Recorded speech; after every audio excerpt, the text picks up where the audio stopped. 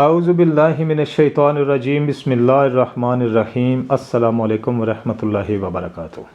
سب سے پہلے نبی پاک صلی اللہ علیہ وآلہ وسلم کی کچھ سٹیٹمنٹس ہیں، میں آپ کے سامنے رکھتا ہوں۔ ایک تو آپ سرکار نے فرمایا کہ گود سے گور تک علم حاصل کرو۔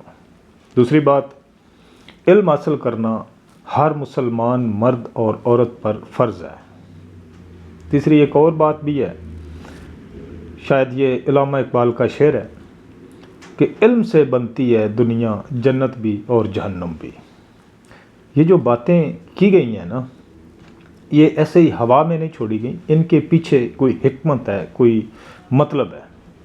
اب یہ علم حاصل کرنا کیوں ضروری ہے، جس سے ہمیں دور رکھا گیا ہے؟ انفارچونیٹلی پاکستانی عوام کو علم سے دور رکھا گیا ہے، اور اس کا نتیجہ یہ نکلا یا رزلٹ یہ ہے کہ آج ہمارے جو لوگ ہیں نا، کسی کی بھی بات سن کے اس کو اپنے علم کے مطابق پرکھتے ہیں، اور اگر ان کے پاس علم تھوڑا ہو تو پھر وہ آگے سے عجیب و غریب قسم کا جواب دیتے ہیں یا فتویٰ دیتے ہیں کہ انسان کی عقل دنگ رہ جاتی ہے۔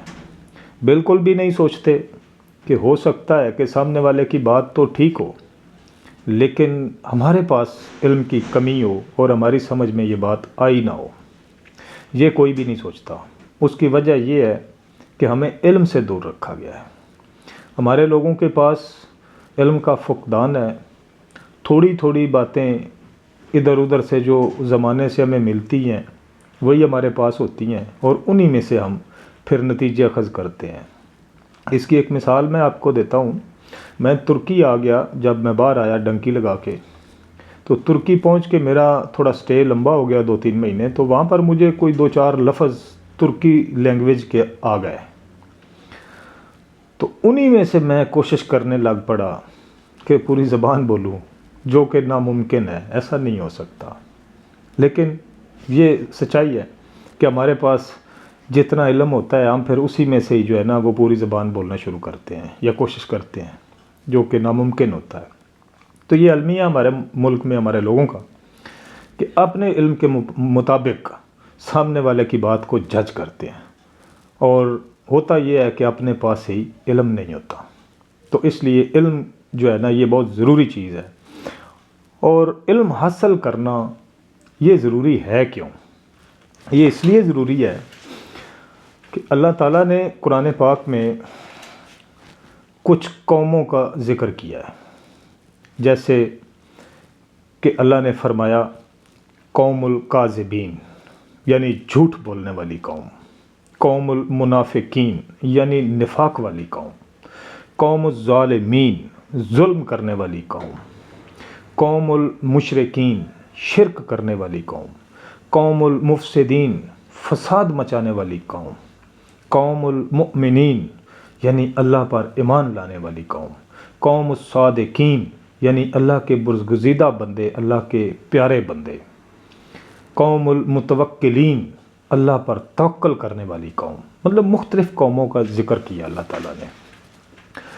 تو اس کا مطلب ہے کہ اللہ تعالیٰ نے جتنی بھی روحیں بنائی ہیں وہ ساری کی ساری ان کیٹیگریز میں ڈیوائیڈ کر کے بنائی ہیں۔ کچھ تو اللہ تعالیٰ نے منافق روحیں بنائی ہیں، کچھ جھوٹی یعنی جھوٹ بولنے والی کاذب روحیں بنائی ہیں، کچھ فساد مچانے والی روحیں بنائی ہیں، کچھ ظلم کرنے والی بنائی ہیں، کچھ ایمان لانے والی بنائی ہیں، کچھ توکل کرنے والی بنائی ہیں، کچھ اللہ سے محبت کرنے والی صادقین ایسی روحیں بنائی ہیں۔ مختلف روحیں بنائی ہیں، مختلف گروپس بنائے ہیں، اور وہ جو گروپ اللہ نے بنائے ہیں ان کو اللہ قوم کا نام دیتا ہے۔ قوم کا مطلب ہی یہ ہے گروپ۔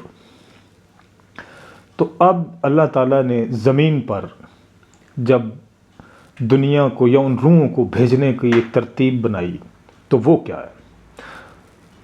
ہم نے ایک جملہ سن رکھا ہے کہ چنگیاں چو ماڑے تے ماڑیاں چو چنگے۔ کوئی پتہ نہیں ہوتا کہ کس گھر میں کون سی روح اللہ بھیج دے۔ ہو سکتا ہے کہ انسان تو نوح علیہ السلام ہو، اللہ کا نبی ہو، لیکن اس کے گھر میں اللہ تعالیٰ جو روح بھیج دے وہ کافر ہو، قوم الکافرین سے ہو، اس کا بیٹا۔ ہو سکتا ہے کہ باپ تو آزر ہو، اور اس کے گھر میں جو روح اللہ بھیج دے بیٹا بنا کے، وہ ابراہیم علیہ السلام وہ اللہ کے برگزیدہ لوگوں میں سے ہو سکتا ہے کہ لوط علیہ السلام اللہ کا برگزیدہ بندہ ہو، نبی ہو، اور اس کی بیگم جو اس کو اللہ عطا کرے وہ قوم الکافرین سے ہو۔ یہ کوئی نہیں پتہ ہوتا کہ اللہ کی تقسیم جو روحوں کی ہے وہ کیسے ہے۔ یہ ضروری نہیں ہے کہ ہم مسلمان گھرانے میں پیدا ہوئے ہیں، ہمارے والدین مسلمان ہیں تو ہم بھی مسلمان ہیں، اور یہ بھی ضروری نہیں ہے کہ ہمارے جو والدین ہیں وہ مسلمان ہیں تو وہ واقعی مسلمان ہیں۔ وہ نہ قوم کاذبین سے ہیں، نہ منافقین سے ہیں، نہ ظالمین سے ہیں، نہ وہ مفسدین سے ہیں۔ یہ ضروری نہیں ہے، ہو سکتا ہے، کیونکہ اللہ کی جو تقسیم ہے نا وہ مکس ہے۔ اللہ ایک ہی گھر میں کئی طرح کی روحیں بھیج دیتا ہے، ایک ہی باپ کو اولاد دیتا ہے جس کے 3 4 یا 5 بچے ہوتے ہیں یا 10 بچے ہوتے ہیں، جتنے بھی ہوتے ہیں ان میں ہو سکتا ہے کچھ روحیں تو مومن ہوں، قوم المومنین سے ہو، کچھ روحیں توکلین سے ہوں، کچھ روحیں جو ہیں وہ ظالمین سے ہوں، کچھ روحیں مفسدین سے ہوں۔ یہی وجہ ہے کہ ایک باپ کے، ایک ماں کے بچے، ان کے رویے الگ الگ ہوتے ہیں۔ کوئی ہم کہتے ہیں کہ فلاں تو بڑا اچھا ہے لیکن اس کا یار بھائی جو ہے نا وہ بڑا برا ہے، تو اس کا مطلب یہ ہوتا ہے کہ ایک روح اور قوم سے ہوتی ہے، دوسری روح کسی اور قوم سے ہوتی ہے۔ اب یہ جو مکسر اللہ نے بنا دیا ہے نا دنیا میں، یہ ہے انسانوں کا امتحان، کیونکہ انسانوں کو اللہ نے اس دنیا میں امتحان کے لیے بھیجا ہے۔ تو یہ امتحان ہے۔ اب اس امتحان میں سے آپ نے پاس ہونا ہے تو اس کے لیے ضروری ہے کہ آپ کے پاس علم ہو۔ تو یہ وجہ ہے کہ جو کہا گیا ہے نا کہ گود سے گور تک علم حاصل کرو، یا علم حاصل کرنا ہر مسلمان مرد اور عورت پر فرض ہے۔ اس کی یہ وجہ ہے کہ علم ہونا چاہیے۔ علم کے بلبوتے پر آپ سمجھ سکتے ہیں کہ کون ٹھیک ہے، کون غلط ہے، کس کی بات ہم نے سننی ہے یا ماننی ہے، کس کی بات ہم نے نہیں سننی یا نہیں ماننی۔ اس کے لیے علم کا ہونا بہت ضروری ہے۔ تو بات تھوڑی لمبی ہو گئی، کرنا تو میں بات چاہ رہا ہوں کہ ہمارے ملک پاکستان میں جو کچھ ہو رہا ہے، جتنے بھی ہمارے یہ بڑے اوپر اقتدار میں بیٹھے ہوئے لوگ ہیں، جن کے ہاتھ میں کنٹرول ہے، جن کے ہاتھ میں طاقت ہے، جو ہمارے اچھے برے کا فیصلہ کرتے ہیں، جو پالیسی میکر ہیں، یہ کون لوگ ہیں، کیسے لوگ ہیں، کون صحیح ہے، کون غلط ہے، یہ سمجھنے کے لیے یا یہ پرکھنے کے لیے علم کا ہونا بہت ضروری ہے۔ عمران خان صاحب بھی یہی بات کرتے ہیں کہ ایک تو یہ پڑھے لکھے نہیں ہیں، اوپر سے یہ کوشش بھی نہیں کرتے۔ پڑھا لکھا ہونا بہت ضروری ہوتا ہے۔ اب پڑھا لکھا بھی 2 طرح کا ہوتا ہے۔ ایک تو ہم ڈگریاں لے کے گھوم رہے ہیں، اس کا یہ مطلب بالکل بھی نہیں ہے کہ جس کے پاس ڈگری ہے وہ پڑھا لکھا ہی ہے۔ وہ جاہل بھی ہو سکتا ہے، اور پہلے درجے کا جاہل بھی ہو سکتا ہے۔ جس طرح کے ہمارے لوگ ہماری بیوروکریسی میں بیٹھے ہوئے ہیں، ہماری سیاست میں بھرے ہوئے ہیں، ہماری اسٹیبلشمنٹ میں بھرے ہوئے ہیں، سارے نہیں، میں ساروں کی بات نہیں کر رہا، اچھے لوگ بھی ہوتے ہیں، کیونکہ اللہ نے 2 طرح کے انسان بنائے ہیں، تو ظاہر سی بات ہے اچھے بھی ہوتے ہیں، برے بھی ہوتے ہیں۔ لیکن ان میں سے پہچان کرنے کا جو آسان فارمولہ یا آسان طریقہ ہے وہ ہے کہ آپ کے پاس علم ہو۔ تو اس لیے جب تک پاکستانی قوم کے پاس علم کا فقدان ہے، تب تک شاید مجھے نہیں لگتا کہ پاکستان میں کوئی بہتری آ سکتی ہے۔ کافی حد تک سپورٹ کیا ہے یہ جو انٹرنیٹ آیا ہے، یہ موبائل آیا ہے ہاتھ میں لوگوں کے، اس نے کافی حد تک سپورٹ کی ہے علم کے حوالے سے۔ بہت سی چیزیں لوگ دیکھتے ہیں، بے شک سکول نہیں گئے، مدرسے نہیں گئے، قرآن پاک نہیں پڑھا، یا جو بھی علم دنیا میں تعلیم کے حوالے سے ہوتا ہے وہ نہیں کر سکے، تو موبائل نے لوگوں کی بہت سپورٹ کی ہے۔ تو یہی وجہ ہے شاید آج جو لوگ بول رہے ہیں یا بات کر رہے ہیں، یا اچھے برے کو برا کہہ رہے ہیں یا اچھے کو اچھا کہہ رہے ہیں، تو یہ موبائل کی وجہ سے ہے۔ یہ تو نہیں دے رہے تھے ہمیں تعلیم، لیکن گوروں نے دے دی، جنہوں نے موبائل بنا کے ہمیں دے دیا۔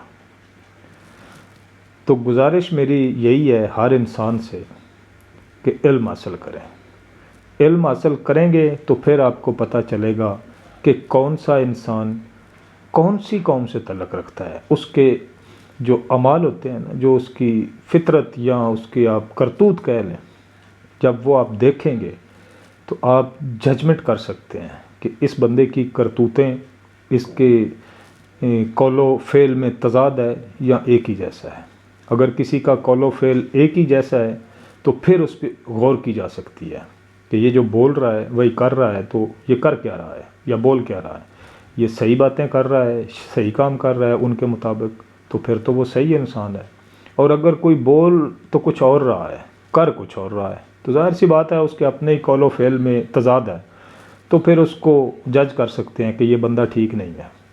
اور اگر کوئی برائی بول رہا ہے اور برائی کر رہا ہے تو ظاہر سی بات ہے وہ تو سامنے نظر آ رہا ہوتا ہے کہ یہ برا انسان ہے. لیکن کچھ لوگ منافق ہوتے ہیں، ان کی پہچان بہت ضروری ہے، یا بہت یہ خطرناک لوگ ہوتے ہیں. یہ کہتے کچھ اور ہیں اور کرتے کچھ اور ہیں. اور انفارچونیٹلی ہمارے ملک پاکستان میں قوم منافقین کی ایک کثیر تعداد اللہ نے بھیجی ہے، کیونکہ اللہ کی مرضی کے بنا تو کچھ بھی نہیں نہ ہوتا. جو کچھ بھی ہو رہا ہے یہ اللہ کی مرضی سے ہی ہو رہا ہے. تو قوم منافقین سے بڑی تعداد اللہ تعالیٰ نے ملک پاکستان میں بھیجی ہوئی ہے.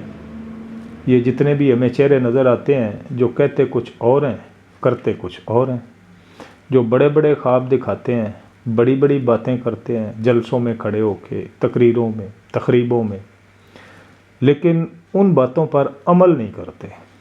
منافق کی یہ سب سے بڑی نشانی ہے، اور یہی اللہ کا قرآن پاک میں حکم بھی ہے کہ منافق جو ہے نا وہ عمل نہیں کرتا، باتیں کرتا ہے، مانتا بھی ہے لیکن عمل نہیں کرتا. یہ منافق کی نشانی ہے. خدا کے لیے ان منافقین کو پہچانیے اور ان سے اپنے آپ کو الگ کیجیے. آپ کسی بھی پارٹی سے تعلق رکھتے ہیں، کسی بھی فرقے سے تعلق رکھتے ہیں، کوئی بھی بلیو ہے آپ کا، یہ بات میٹر نہیں کرتی. یہ آپ کا اور آپ کے اللہ کا ایک پرسنل میٹر ہے. یہ آپ جانے، آپ کا رب جانے. لیکن ایز اے قوم اگر آپ نے کچھ کرنا ہے تو پھر ایسے لوگوں کی پہچان کریں اور ان سے اپنے آپ کو الگ کریں. اس ولاگ کو میں یہی روکتا ہوں. اپنا ڈھیر سارا خیال رکھیے گا، اپنے اس چینل کا بھی خیال رکھیے گا. اللہ حافظ.